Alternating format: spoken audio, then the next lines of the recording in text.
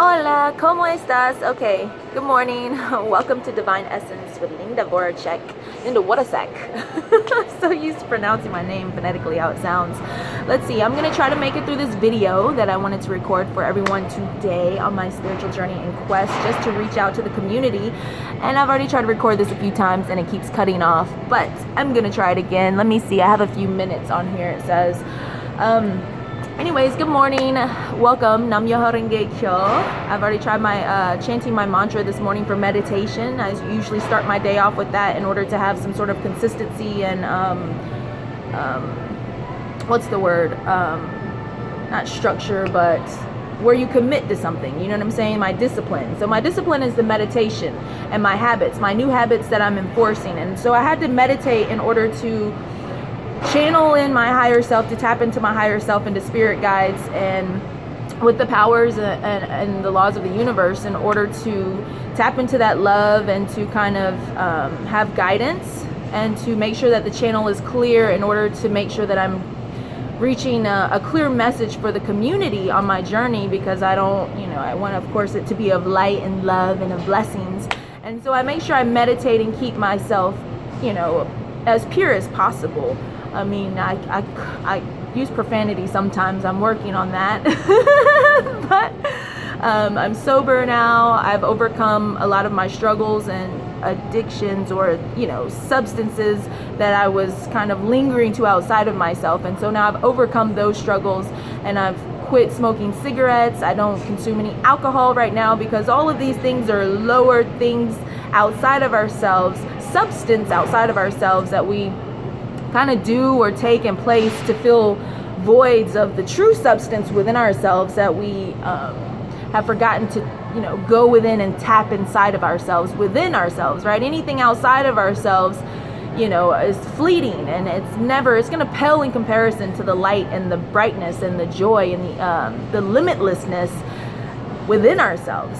So we have to remember this. And so getting back to basics, going within and starting to really love myself on this spiritual journey and to awaken to unconditional love for myself is now making me a better person, right? Is making me feel whole and complete again, right? Like we're all born perfect and whole, but we're all one with everything and everyone. So at any time we're perfectly imperfect, right? So we're light and we're dark, yet we're dark and we're light. We're perfect, yet we're imperfectly perfect. So we have to remember these things and to be kind to ourselves. So when we're kind to ourselves, we'll be directly and indirectly, subconsciously and consciously kind to other people, right? Because how we treat ourselves, how we view ourselves is a direct reflection of how we're going to start treating other people.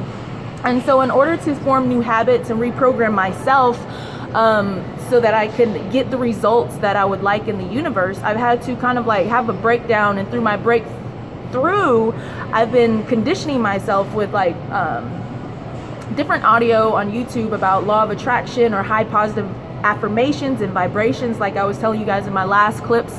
I always listen to those throughout the day instead of just music, because a lot of music is ever changing, especially with the lyrics. They can be kind of contradictive because you're wanting love, but yet you'll be singing a song, like being heartless, and you're singing that not thinking anything because you're like, I didn't put it on the radio, it just came on the radio, but you're singing it. So subconsciously, you're in your subconscious while you're singing consciously heartless. Your subconscious is picking up those lyrics of being heartless, right? While you're trying to attract love and hearts and unconditional love around you. You're singing The Weeknd talking about being heartless, right? So you have to remember these things when you're trying to attract abundance and you're trying to attract unconditional love for yourself and happiness and peace, right? You want to make sure that everything coincides and everything is in alignment with what you're thinking, speaking, doing, right? The 3 cognitive things that I'm always stressing in my podcast and on these channels: think, speak, action, right? Action. Even a thought is an action. So you have to make sure, right? Because in Indra, and in the beginning, since the beginning of time, the Buddha always thought things to be, right? And think it, and so shall it be. That's why they say mind over matter, because the mind is such a powerful thing. So as soon as you think something, it materializes, right?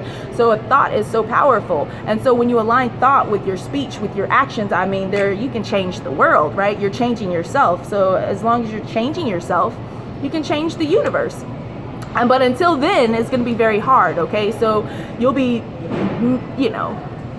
doing things within the universe in different paradigms and realms, unknowingly and knowingly, right? So we have to be very aware that we're not being contradictive during these times, that we're walking what we talk, that we're respecting ourselves, and being aware of ourselves. I have to also stress on that, because I know during times of my awakening, I had to be very careful about being self-righteous, and preaching and not practicing what I would preach, right? Because like I said in my other podcast, it comes off hypocritical if you're not walking what you talk, right? So you have to make sure you're not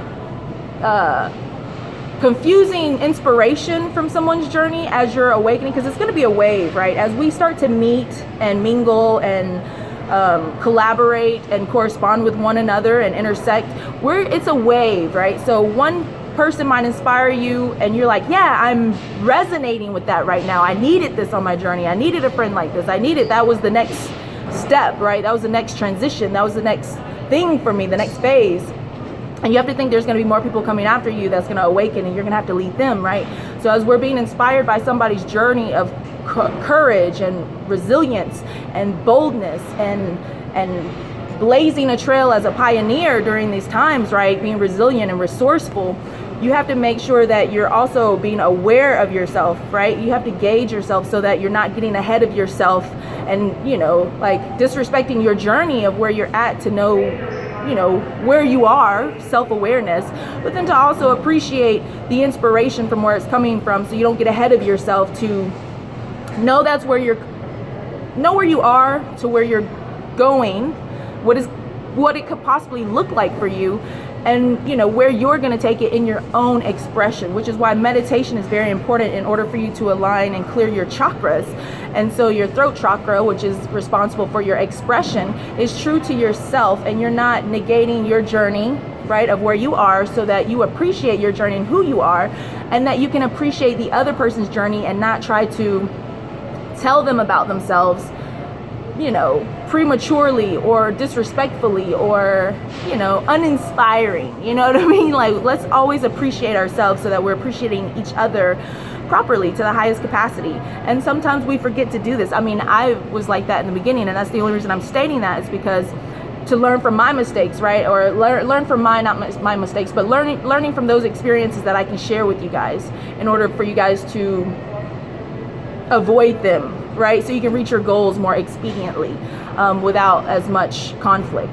So that's why I enjoy my journey for what it is, and I understand where I'm at. I don't look at my journey as being in need or impoverished or destitute or homeless, like some people view it, like, oh my God, Linda, I can't believe you're in that situation, and stay safe. And I'm just sitting there like, I'm always safe. I have complete faith, right? I live, eat, breathe, sleep, walk faith. I live faith. It's not something that I just hope to be. Like, when I walk out tomorrow with no plan, because I know I'm not in control of the grand scheme of things, right? Because that would mean I'm controlling that person and that person and this person and that person.